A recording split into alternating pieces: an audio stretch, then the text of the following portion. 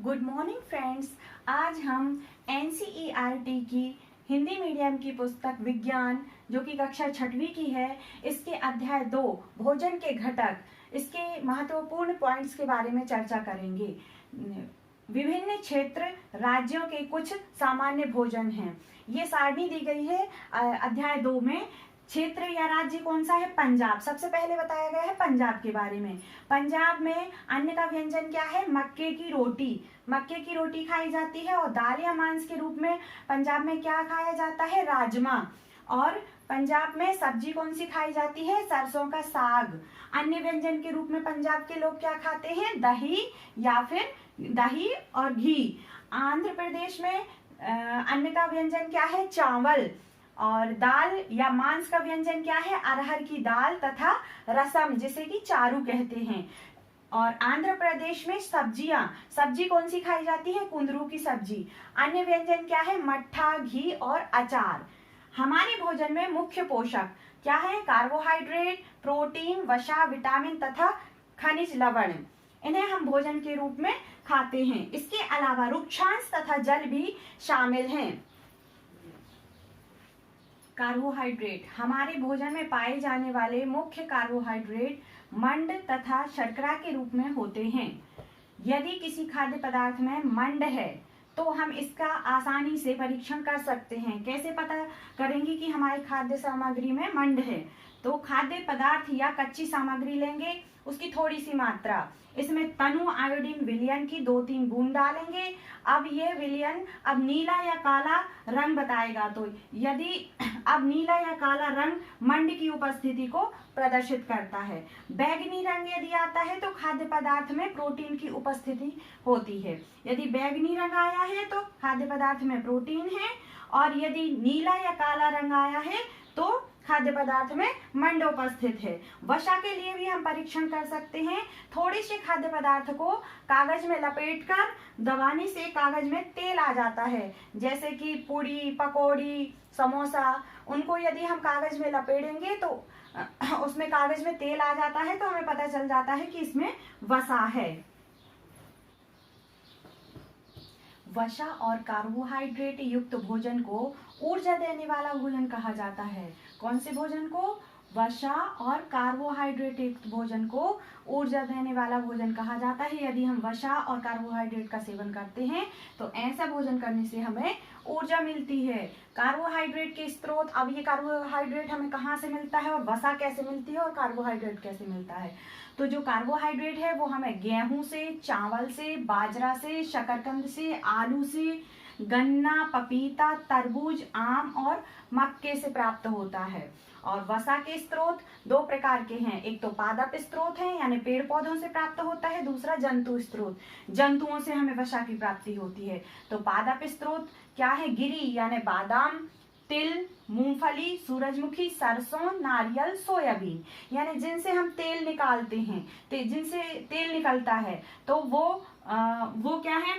वसा के स्रोत हैं। वो भी पादप स्रोत जो कि पेड़ पौधों से प्राप्त होता है। जंतु स्रोत घी, दूध, मक्खन, क्रीम, मांस, मछली, अंडे, ये हमें जंतुओं से प्राप्त होता है, इसलिए हम इन्हें जंतु स्रोत कहेंगे। प्रोटीन के स्रोत। प्रोटीन के 2 प्रकार के स्रोत हैं। एक तो पादप स्रोत, दूसरा जंतु स्रोत। पादप स्रोत जो कि हमें पेड़ पौधों से प्राप्त होते हैं प्रोटीन, और जंतु स्रोत जो कि हमें प्रोटीन जंतुओं से प्राप्त होता है। पादप स्रोत में है प्रोटीन हमें किस चीज से मिलता है? चना, मटर, मूंग, राजमा, सोयाबीन, तुअर दाल। इसको हम ऐसे भी याद रख सकते हैं कि ऐसे बीज जिनके 2 दल होते हैं, उनसे हमें प्रोटीन की प्राप्ति होती है। और जंतु स्रोत, जंतुओं से हमें कैसे प्रोटीन मिलता है? किस किस से? मांस से, मछली से, पनीर से, अंडा से और दूध से हमें प्रोटीन की प्राप्ति होती है। विटामिन ए के कुछ स्रोत हैं। क्या है विटामिन ए? हमें किस किस से मिलता है? आम, पपीता, गाजर, दूध, मछली का तेल। विटामिन ए की प्राप्ति हमें किस चीज से होती है? आम से, पपीता से, गाजर से, दूध से और मछली के तेल से। विटामिन बी के कुछ स्रोत हैं।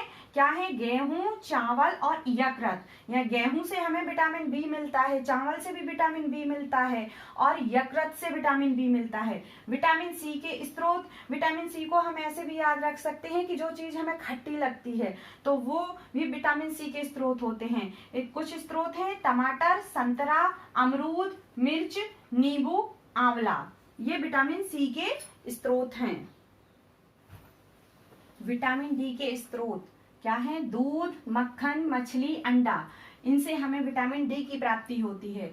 आयोडीन के कुछ स्रोत हैं, क्या है? पालक और अदरक, पालक और अदरक से हमें आयोडीन मिलता है। फास्फोरस के कुछ स्रोत हैं, क्या है? दूध और केले से हमें फास्फोरस मिलता है। लोहा किससे मिलता है? पालक से। कैल्शियम के कुछ स्रोत हैं, दूध और अंडे से हमें क्या मिलता है? कैल्शियम। और हमारा शरीर भी सूर्य के प्रकाश की उपस्थिति से विटामिन डी बनाता है। हमारा शरीर क्या करता है? हमारा शरीर सूर्य के प्रकाश की उपस्थिति से विटामिन डी का निर्माण करता है। चावल कार्बोहाइड्रेट समृद्ध भोजन है, अर्थात चावल में बहुत अधिक मात्रा में कार्बोहाइड्रेट पाया जाता है। कार्बोहाइड्रेट की मात्रा सबसे बहुत अधिक किसमें होती है? चावल में। हमारे शरीर को खनिज लवणों की आवश्यकता अल्प मात्रा में होती है, यानी खनिज लवण जो है हमारे शरीर को बहुत कम मात्रा में आवश्यक होते हैं।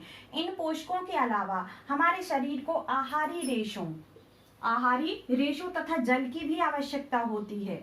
हम आहारी रेशे रुक्षांश के नाम से जाने जाते हैं। हमारे खाने में रुक्षांश की पूर्ति मुख्यतः पादप उत्पादों से होती है।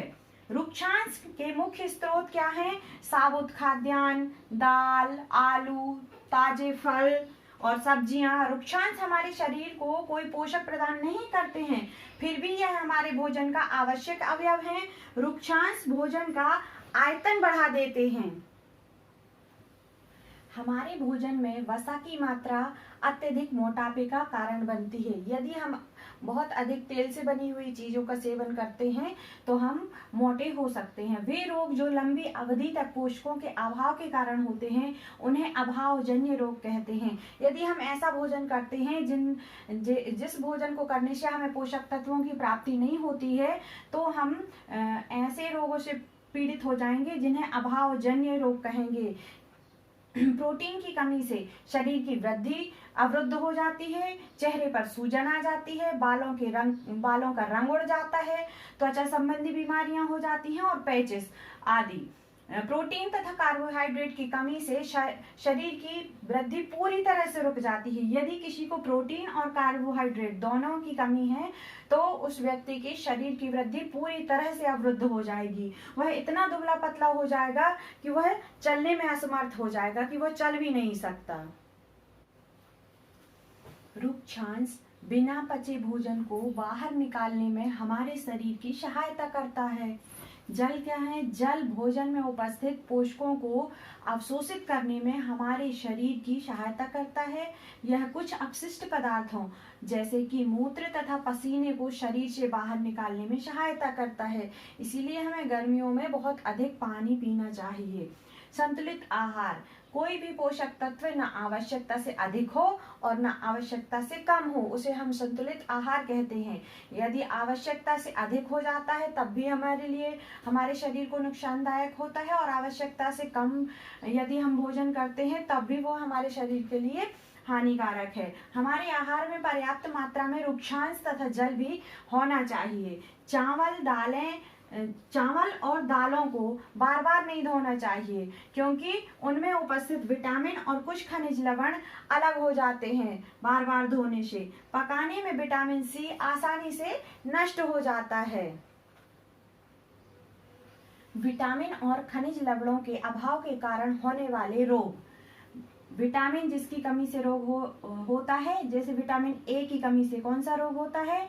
क्षीणता। विटामिन ए की कमी से कौन सा रोग होता है? क्षीणता या दृष्टिहीनता। इसके लक्षण क्या हैं? कमजोर दृष्टि, अंधेरे में या रात में कम दिखाई देना, कभी कभी पूरी तरह से दिखाई देना बंद हो जाता है। ये किसके कारण होता है? विटामिन ए की कमी के कारण। विटामिन बी की कमी से होता है बेरी बेरी। जिससे क्या होता है, इसके लक्षण क्या है, दुर्बल पेशियां हो जाती हैं और काम करने की ऊर्जा में कमी आ जाती है। विटामिन सी की कमी से होता है स्कर्वी। इसके लक्षण है मसूड़ों से खून निकलना, घाव भरने में बहुत अधिक समय लगना। विटामिन डी की कमी से होता है रिकेट्स। इसके लक्षण है अस्थियों का मुलायम होकर मुड़ जाना। कैल्शियम की कमी से अस्थियां और दंत क्षय होता है। लक्षण क्या है, कमजोर अस्थियां हो जाती हैं और दंत क्षय होता है। आयोडीन की कमी से घेंगा या गॉइटर नामक रोग होता है। इसका लक्षण है गर्दन की ग्रंथि का फूल जाना और बच्चों में मानसिक विकलांगता का होना। लोहे की कमी से अरक्तता यानी कमजोरी होती है।